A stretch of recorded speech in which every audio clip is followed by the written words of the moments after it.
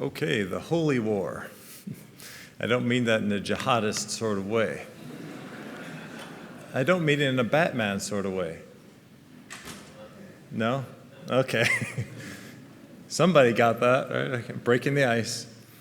The Holy War. Because I'm the first teacher through this book, I have the responsibility, you might say, of introducing it and giving some background information, and so I'm going to do that. Let me just start by saying that this teaching that we're going to do, in some books, it might be okay. You'll listen to somebody teach the book, and maybe you won't read it, and you might be okay. But this is definitely not one of those books, because it's very, very personal. If you've not read it, I would almost say you have to. So then our job then is going to be maybe whet your appetite to read it, so you'll go into it with a little bit of understanding and knowledge. I actually had never read it before I was asked to teach it, so it was a new thing to me as well. John Bunyan is the author of Holy War, and he was born in 1628. Is he up? He was born in 1628. He died in 1688. He was 60 years old when he passed away. And he was a prolific writer. He's known for a number of different things. He was imprisoned for preaching without a license. I believe it was in Bedford. And so he was very much, maybe was one of the first ones that would have planted the seeds, being a Baptist, of religious freedom. So in my mind and in my understanding and my thoughts, he's very, very valuable. Men like that who are willing to even be incarcerated for the idea of religious freedom. He, as I said, was a prolific writer. He's best known for his allegorical works, obviously The Pilgrim's Progress, and we studied that last summer. And then this is also another allegory. So we have to remind ourselves when we go into reading and studying this book, it's allegorical, or it's symbolic, you might say. Okay, so things represent real things, but they're representative or represented by other things. But he's written a number of books. One of them was an autobiography called Grace Abounding to the Chief of Sinners. You might have heard that title. That's actually his autobiography. He also wrote a novel, allegorical novel called The Life and Death of Mr. Badman. I'd never heard of that before. And and these things are famous for their literary merit. And of course, he living in the 17th century, you think when he was writing, there was no USA. There was no United States of America at all. In fact, he was born just 15 to 17 years after the King James Bible was translated. So a long time ago, and yet the things that he writes are so for today. He was, in his life, in his own life, what was important to him and what was special to him comes out in his writings. The idea of the portrayal of man's sin. Now, if you read Pilgrim's Progress, and it's even more so, I think, in Holy War, just the way he portrays man's sin and the subsequent grace of God to save that sinner, and the nature then of the Christian life. These were themes that for Mr. Bunyan that were very, very important to him, and it was his passion. He also wrote some other things that were more theological. For example, he wrote an exposition on the first 10 chapters of Genesis. So there's a lot of things that he wrote. I suppose being incarcerated and in jail, you have time to write, I suppose. Or maybe he assumed that he was kind of a Paul in that way. Now, we would not pick up the 1611 version of the Bible and probably understand it very well. So seeing as he was writing in those same times, the original version of Holy War is also would be difficult for us to understand, so people have reread it, have rewritten it. And Ethel Barrett is one of those. She was born in 1913. She was a Sunday school teacher, and she took on a boys' Sunday school class. I think they were called the Boys' Brigade class, and very unruly. Hard to control. Maybe some of you understand what she went through. And so to keep them in better control and to get their attention, she began to be very lively in her presentation of things. And she gained a certain amount of fame from that and actually was on radio for a while. She's from Schenectady, New York, New York State there, in the Finger Lakes region. That's where she's from. And she then was on local radio stations, and probably her most prolific time was, or I don't know if prolific is the right word, but the time when she was most well known is maybe in the 50s to late 50s. So that's Ethel Barrett. She's rewritten this, and she called it the War for Mansoul. But it's just rewritten in a way that would certainly allow us to understand. Now, there are some things that she left out, from this version that were in the Holy War, and I'll bring up a couple of those things as we go along. Let's talk about the Holy War as a book. Now, this book was written during Bunyan's first 6 years of imprisonment. And, of course, you may understand he was forced to have a license to preach. And he didn't believe he needed a license to preach. He used scripture passages such as 1 Peter chapter 4, which says, if any man teach, let him teach as the oracles of God. And so he would say that the Lord then tells somebody to preach and not some license or some denomination, which is certainly something we would agree with. And so his life and his teachings they resonate with us, being a Baptist. And so because of this, he was one of those early voices for religious freedom. Holy War then, unlike Pilgrim's Progress, and I think it's important to understand this. With Pilgrim's Progress, you read that, and you follow Christians' walk along. It's kind of like you're sitting back and you're looking at Christian's life, right? And you see him going through the Slough of Despond and all of these things, and so you're outside of looking in, as if you're looking at a movie, you might say, or something like that. But Holy War is not that way. The Holy War is very generalized. In fact, you read yourself in its pages. You put yourself into it. And that's the key, and that's why you have to read it. And because you may get something, because it's such a personal sort of book, you might get something different than what somebody else would. It may resonate with you differently than somebody else. But obviously there are some general principles that are brought out. But it's important then that we understand that. I've got the quote up there, but I think this quote kind of sums that up. By means of the many scriptural references, the narrative is explicitly linked to the universal history of the Bible. What that means is that obviously you can't read it without understanding that the author knew the Bible. Drawing the narrative and the individual who reads himself in it into the great universal history of creation, fall, and redemption. So this would explain, in general, all that Holy War goes through, and the whole grand story of that famous continent of universe. Okay, so when you read this, then, you're reading yourself in it. It's very personal. The first 3 chapters, which I'm going to go over briefly tonight, are the fall of man. All of us are fallen creatures, all of us. All of us can relate to that. And then the subsequent chapters will go through redemption. So getting, and that's why it's called the Holy War, the fight to gain back Mansoul. It's the idea. So it is most important that we understand that Mansoul is you. Yes, it's a town in the allegory, but it's you. So it is as if Bunyan is opening you up and walking inside, spiritually speaking, and kind of walking around and seeing different things, as if this is the way that you operate. And so it's you.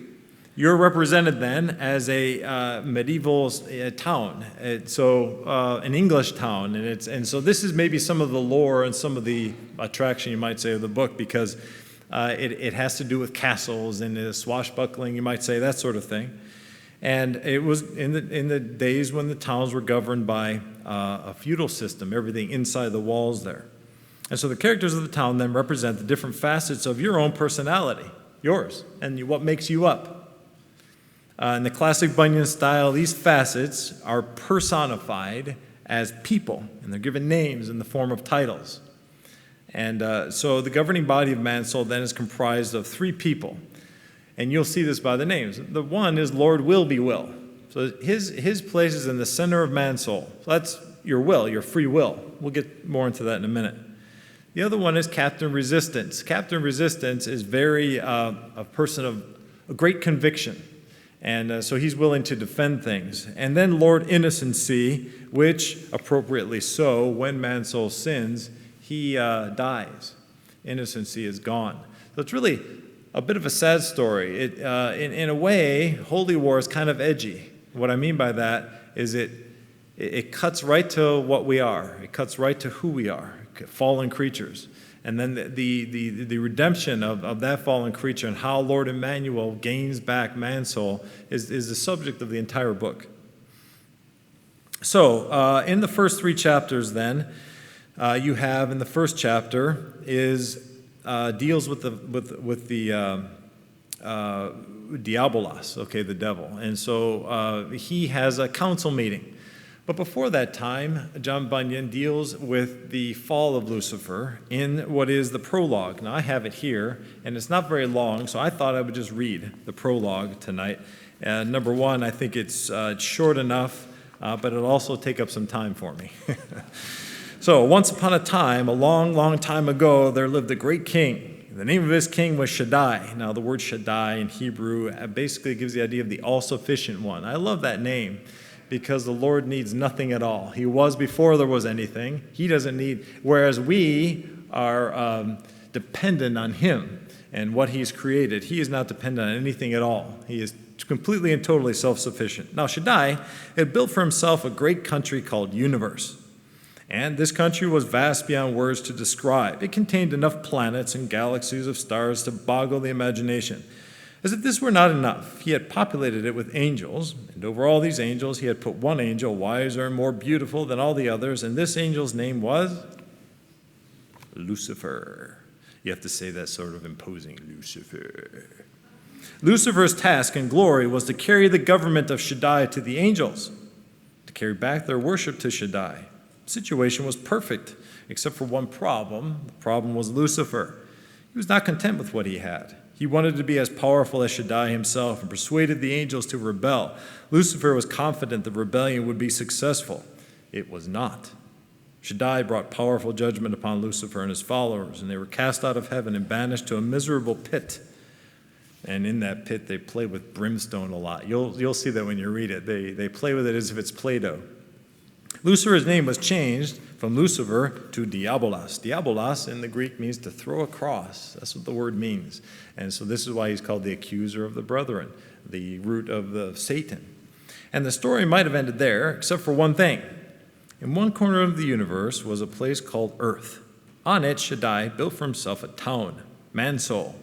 Diabolos snapped to attention. The story was not over. The story, in fact, was just beginning. For Mansoul was Shaddai's delight. What sweeter revenge could Diabolos have than to take it? And so we have a great king, a wonderful town that he built for his pleasure, and a wicked giant who hates him. And on these 3 things hangs a tale of love and intrigue and adventure, a tale of castles and strongholds, of battles and banners and trumpets, of thunder and fire and blood, of princes and lords, armor shining in the sun, a tale of life and death. And it all began when Diabolos decided to take Mansoul for himself. So there you have my attempt to whet your appetite. Now, in the first 3 chapters, then, we have this prologue, and that pretty much begins it. And then these chapters, in the beginning, we're introduced to Diabolos. Now, he has a war council. The war councils have names: Beelzebub, Apollyon, Legion, and Alecto. You might say Alecto. I've heard of Beelzebub, Apollyon, and Legion. Who's Alecto? Okay. Well, Alecto is from Greek mythology. There was, as it goes, a god, I think, and he was stabbed or something, and his blood that dripped down actually gave birth, this is Greek mythology, okay, it gave birth to 3 beings called Furies, and one of them is Alecto. The other one is Tisiphone, and the other one is, I have it down here, Magyra, which means jealous. So Alecto means unceasing in anger. At any rate, they inhabited Hades, which is the unseen underworld. And so undoubtedly Bunyan got these from there. So he was more of a student than just the Bible. Obviously, he understood Greek mythology. And so Diabolos has this war council. And so then the summary of chapter 1. It is called Conspiracy Among the Brimstone. And so the continent of universe, as we said, exists between 2 worlds, heaven and earth, with Mansoul being the dominion of King Shaddai, having his castle in the center. Now, the town is set up in a particular way. It has 5 gates, and you might guess this: eye gate, the ear gate, the nose gate, the feel gate, and there's another gate I just forgot. Let me see here. What are the senses? So, mouth, I guess, is the mouth gate. Okay, so there are 5 gates. Now, those gates are impenetrable. It is impossible for anybody to penetrate those gates. Impossible. King Shaddai made it that way. However, it can be breached if somebody inside lets them in, and there's where the free will comes in. So you see, Mansoul is you. You're a castle. And inside, then, are everybody's within what King Shaddai has set up, and everybody's happy and peaceful, and it's wonderful. And then no thought of outside, no thought that anything was wrong. And this is the way it's set up. And very much that's how it is. And in fact, in the narrative, Diabolus is sort of snickering, even laughing at King Shaddai for having made Mansoul so strong and yet so weak. Free will is that way, isn't it? As long as you choose the right thing, it's very strong. But you can just as easily freely choose the wrong thing, in which case it becomes weak. And this is the idea. All of us, every one of us, have at one time in our life chosen the wrong thing, and therefore innocency died in us and we became sinners. So you see, each one of us is here. In regards to the free will, Galatians 5:13 says, "Stand fast in the liberty wherewith Christ hath made you free." In what way are we free? We're free to choose. Jesus tells of the church of Laodicea, "Behold, I stand at the door and knock." Then he says, "If any man open it." He doesn't force his way in, does he? Open that up. So the Bible talks about man's free will. It's implied in a lot of scripture passages, and in other ones it is stated directly. In Proverbs 16:9, for example, there it says, "A man's heart deviseth his way, but the Lord directeth his steps." Man's heart devises his own way. We have the freedom. No one can enter then in any other way. The inhabitants enjoy complete protection. No worry whatsoever. I said I wasn't going to say it, but I'm going to say it. No COVID-19 can get in, nothing at all. Okay. So, in Genesis chapter 2, God created man. Isn't that how it was? God created man and put him in a perfect environment. Gave him everything he needed. Think about it. Think about what Adam gave up. Protection, beauty, everything that he needed. All of his needs were taken care of, everything that he needed. And it was impossible for Satan to do anything to him. So this is how it's represented. Now, King Shaddai, and even it's in the narrative, who knows why really, delights in Mansoul. And so, Diabolus, knowing this, devises a plan to destroy the king's son and take Mansoul for an inheritance. So he has this evil council, and they get together and they try to decide how they're going to do this. One of the interesting things is that when they refer to time as where we would say BC, they say BB, which is confusing to the council as much as it was to us when we just heard it. But that's before banishment, what it means. Okay, so we have before Christ, they have before banishment. So to them, all of time revolves around the singular history of them being banished, just like for us, it's Christ dying on the cross. So, what gate do you suppose Diabolus approaches? He approaches the ear gate, interestingly enough. And just like the serpent came to Eve and said, "Hath God said?" And he spoke to her, approached her that way. Now, the opposition inside the castle, interestingly enough, although it's maybe, I don't know if strange is the right word, but even though the walls were impossible to penetrate, yet inside was a man called Captain Resistance. He was a sort of a military man of sorts. And you might ask, well, why was that necessary if indeed Mansoul was made impenetrable? Well, there's the nature of man also. And then, so Diabolus has all these people in his war council, and he, in particular, tells them to be careful with Captain Resistance, because he knew if that person dies, Mansoul is ours.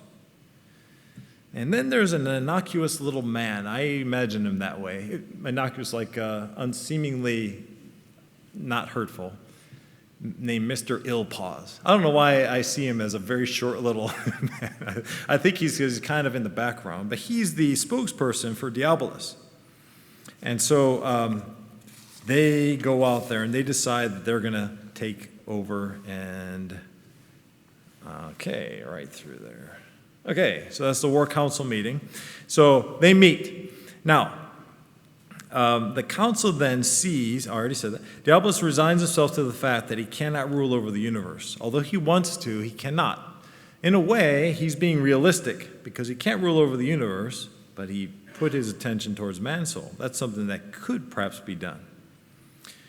And so we think about our adversary, the devil, walking about as a lion seeking who he may devour. The God of this world has blinded the minds, the Bible says. I'll get to that in a minute. In fact, at the end of chapter 1, I'll say it right now, the words are, they considered it quite a heady thing, as if it was the mind that was affected. The Bible teaches that. The God of this world has blinded the minds of them, blinded the minds of the people in the world, that the glorious light of the gospel should not shine on them. And isn't that true?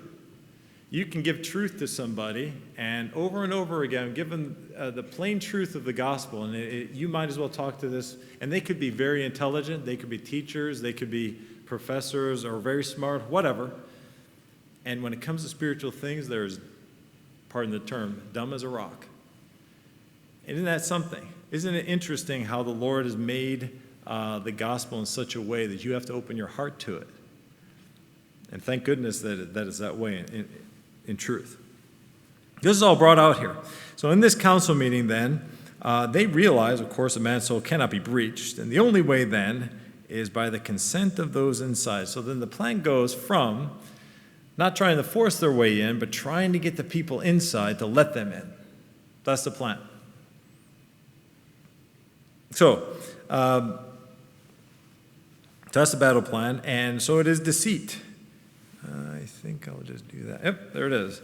It is deceit. After all, that's what it is. And they said they're going to lie. They're going to give lies, and their intentions will be invisible. At one point in the narrative, they say, if they see us, surely they're not going to open the door because they're I can't remember what kind of the word they said, but a ghastly lot or whatever. So they're not going to open the door. And so they said, that's true, but I'm going to be invisible. And so this is where he decides he's going to use a creature that the Lord God had made. And so the serpent was picked. And in the narrative, they say the reason why they picked that is because they wanted to pick, think of how devious this is. They wanted to pick something that man has control over. So this would make them feel confident or not frightened. They picked something that I know I have dominion over. I'm not going to put up any kind of guards. I'm not going to put up anything. And that's the idea. He wanted a creature that man respects. One of the Lord's creations, something that's wise and beautiful. And of course, they even mention something of the dragon family is what they say. And they picked the serpent. And then at the very end of the council meeting, now that everything was done and they sent their plan into action, he asked Mr. Ill-Pause to follow them so that if there's any kind of, and the reason why he's called Ill-Pause, because if there's any kind of hesitation whatsoever, he'll be ready there to strike. So, that's true, isn't even in the Christian life. Jesus said it, no man putting his hand to the plow and looking back. When I think of hesitation, I think of that. So the chapter then closes, chapter 1 that is, with this whole idea, with the plan there. And so then we get to chapters 2 and 3. There it is. And there's the ear gate. There's the ear gate. And it's the fall and enslavement of Mansoul. Okay, so let's summarize then chapters 2 and 3. This involves the summons. So chapter 2 gives the characters. You learn a little bit more about the characters in Mansoul, who they are, what their characteristics are. And you have Diabolus summoning them. So it's a trumpet blast. And so they sound the trumpet. And people hear it, and it's a bit odd to them. And so Lord Understanding is walking around, and he's making his rounds, what he does every day. And everybody's happy and peaceful, and they hear this odd trumpet blast. It's a summons. And then Mr. Conscience and so forth, and they hear these things. And so then, that's chapter 2 is the summons. Chapter 3 then is the assault, where they actually carry out Diabolus' plan to conquer Mansoul. And this is your fall, the fall of you. So Diablos comes and he gives a speech, and I think the idea of his words being oily is used, something like that. So he claims, in the book, Diablos claims that he is there to deliver Mansoul from bondage. If there's one thing that I think is that the devil has the world, hopefully none of us here, is the idea that the Christian life is a life of bondage. Galatians 5 says, stand fast in the liberty wherewith Christ hath made you free. In truth, being unsaved and being carnal is enslavement, isn't it? Carnal people are enslaved to their own flesh. They have no freedom to serve God. They have no freedom to do these things. So the devil has got people's minds twisted. And so the same thing with Mansoul. So do you see, I was deceived at one time. I believed those things. It wasn't too long, well, it's a good ways back now, but I remember it. And I can remember being deceived. I can remember going with the crowd, going with the flow, and thinking like it was such a measure of freedom, but then the consequences start to mount up, and you realize it's not what you thought it was. So Diablos suggested then that King Shaddai was keeping something from them. At one point in the narrative, he mentions the word bondage, and I think it's Lord understanding, or maybe he says, we didn't know we were in bondage. It's interesting. This light and understanding comes to them, but something that the devil is trying to get the townspeople to believe or think that the King Shaddai kept that from them. So, and he suggested that the fruit, and of course it was brought out that there was one law. Oh, that's an important thing too. There's one law in Mansoul, one only. Love the Lord thy God with all thy heart, and that's it. And then he gave the idea of the fruit, okay? So Diablos went to him and suggested that the fruit is only fruit, and of course would give them new knowledge. It says in Genesis chapter 3, verse 3, but of the fruit of the tree which is in the midst of the garden, God hath said, ye shall not eat of it. Now this is Eve's recounting of what the Lord said, or what Adam told her that the Lord said. Neither shall you touch it, lest ye die. And the serpent said unto the woman, ye shall not surely die. Right there, he interjects that. You're not going to die. So at that point, Eve probably thought to herself, well, if we're not going to die, then why did he give these things? Well, he gave the suggestion. He gave it to you because he didn't want you to know what he knows. He's keeping something from you. And I think that that is a very, very strong pull that the world has on people, maybe young people, maybe people especially that grew up in Christian homes. They have this pull there because they think that they're missing out on something. And you can tell them over and over and over again that that's not so, but there's always that pull. And Satan is very good at that. And this is brought out in the narrative. So you see, we see ourselves in this. Now, the main actions then, leading to the eating of the fruit. As Diablos is speaking, Alecto's sharpshooter, who in the original book is Tisiphone, but it's not mentioned here, shoots and kills Captain Resistance. So they hesitated. Mr. Illpause comes in. There's that moment where their ability to resist is gone. Boy, that happens. Sin will grab you and get you to the point where you cannot resist it. As much as you think, as strong as we think we are, sin has the capacity to weaken us to the point where we cannot resist it. Captain Resistance is killed. He's died. They looked at Captain Resistance in horror, and at that point then, as the speech goes on, Lord Innocency dies. A sad state of affairs. Each one of us, when we fell, that's what happened. Innocency died in us, and it was gone. We were sinners from that point on. Sad, isn't it? And that's what I'm saying. The book has a bit of an edge on there because you read it and you say to yourself, that's me. That's exactly what happened to me when I sinned. So they had no power to resist now, and so they went ahead and ate the fruit. So what was the results of Mansoul's disobedience? Well, of course, when they have no means to resist, they open up the gate. The ear gate was opened up, this one right here. They opened it and they freely let them in. They forgot Shaddai, they forgot his law, they forgot any kind of judgment connected to disobedience, and Satan is very good at that. And they willingly become Diabolos' slaves. They didn't expect that, but that's what happened. And that's what happened with us. So, what does Diabolos do when he gets in there?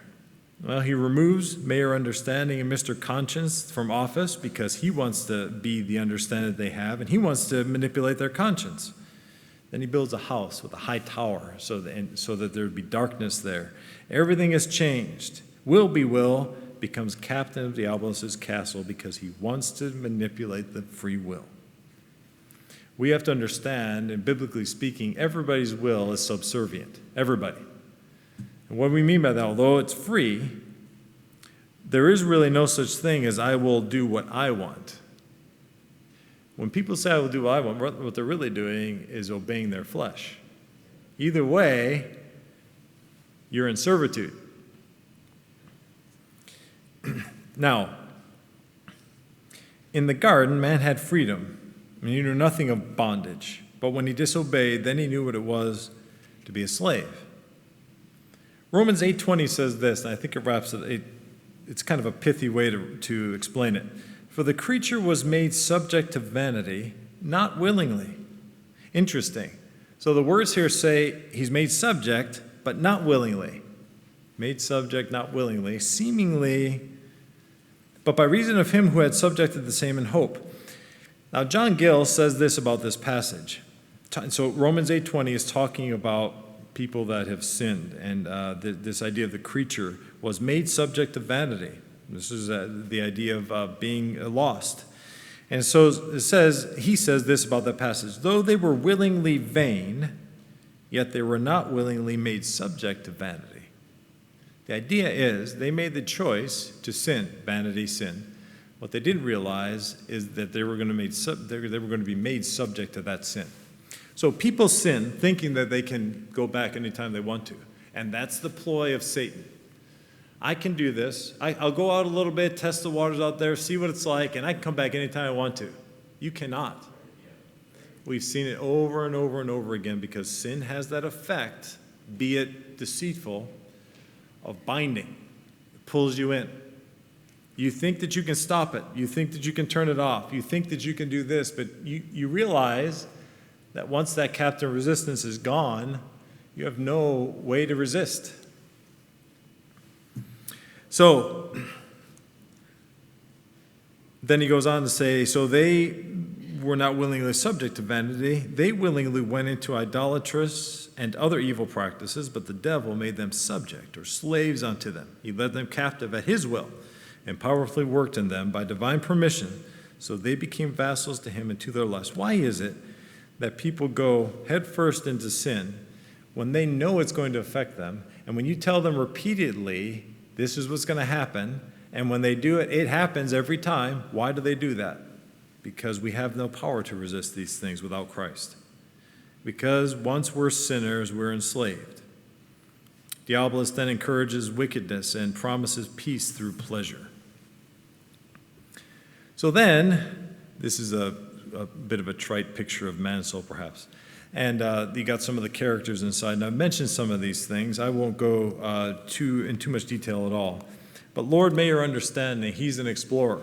So he goes through and he explores things to try to understand those things. Again, there's a weakness and a strength to all of these things because to gain understanding in good things is good.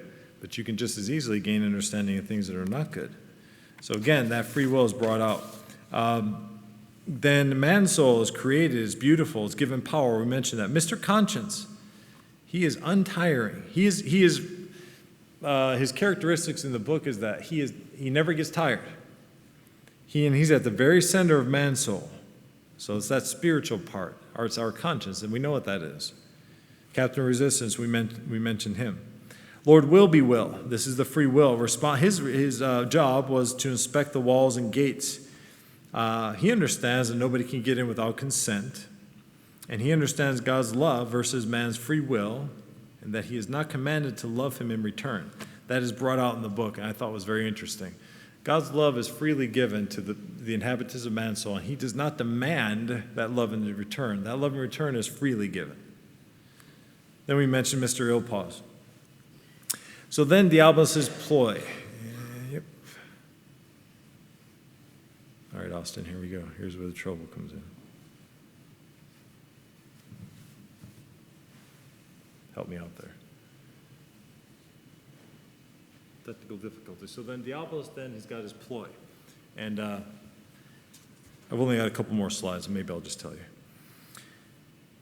So the thing about Satan that is, one of the things, is that he has never changed his tactics.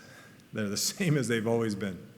The Bible tells us in 2 Corinthians 2:11 that we are not ignorant of his devices. He tries to get man to forget that there's judgment. And he tries to get man to believe that he can be God. Work salvation really is the deification of man. But it is. The idea of no judgment. People don't think about judgment. People don't like to think about hell. They don't like to think about what their actions will take them to. They don't want to think about it. The devil has a way to blind them. It's not true for you. So he comes as a friend, and then Mansoul falls. They were lost then. They willingly allowed Diabolus to be their king, and this is us. And we fell. And I think one of the saddest things in the book there is where Lord Innocency dies. I don't think that anywhere in the book, to my knowledge, does he become alive again, at least not in the first 3 chapters. I don't know that. But once that is gone, it's gone. And it's really a sad thing, isn't it? And what's even sadder, maybe to me, is when people are in church and they're fallen and they're not saved. And they sit here service after service. I don't know, my mind went to this when I was looking at this. Jesus said there's tares among the wheat. And I think sometimes we think of tares as people that preach false doctrine or heresy or that kind of thing. That's not a tare, because a tare looks just like the wheat. They look exactly the same. You cannot tell the difference. Our Altori said one time, and I don't know if this number is right, but he said he saw countless numbers of people saved, supposedly. But he said that he didn't think but 10% of the people that actually made confessions were actually saved. Again, he's a man. He came up with those numbers. We can't say that for sure. But nowhere in the Bible are we to tell people that they're saved, or to work out their own salvation. I think that if anybody here doubts, is confused about it, I would not go one single more day, not one day. I mean tomorrow. Clear your schedule, go somewhere where you're all by yourself, and open up the Bible and read it until you know. If you go one more day, then you're just like Mansoul that falls. You've fallen for the ploy of the devil. And I can't help to believe there are people like that here. So, settle it. You might say to yourself, well, sometimes I think that I'm not trying to get you to doubt it, but if there are doubts, and when you go to the Bible and there's still doubts, then settle it. Settle it. Take care of it. Because if you don't, the devil again has a way to get you to forget the judgment of God, and you'll answer one day for that, and there's no need. So the fall of man is a sad thing. The rest of the book is kind of getting it back again, and that's what we're going to go into. But think about your fall. Think about your salvation. Think about how the devil deceived and how we were deceived. And what a sad, horrible thing would be for somebody to sit here and to be deceived to the point where they never make that decision. And get the book and read it. And the Lord bless you with some understanding. Lord Jesus, thank you for your love for us. When we look at